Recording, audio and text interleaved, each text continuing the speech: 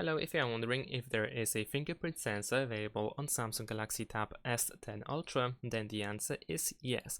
If the screen, for instance, is turned on, or if you are in the screen lock, then you will see, in that case at least, you'll see where the sensor is if you have it set it up.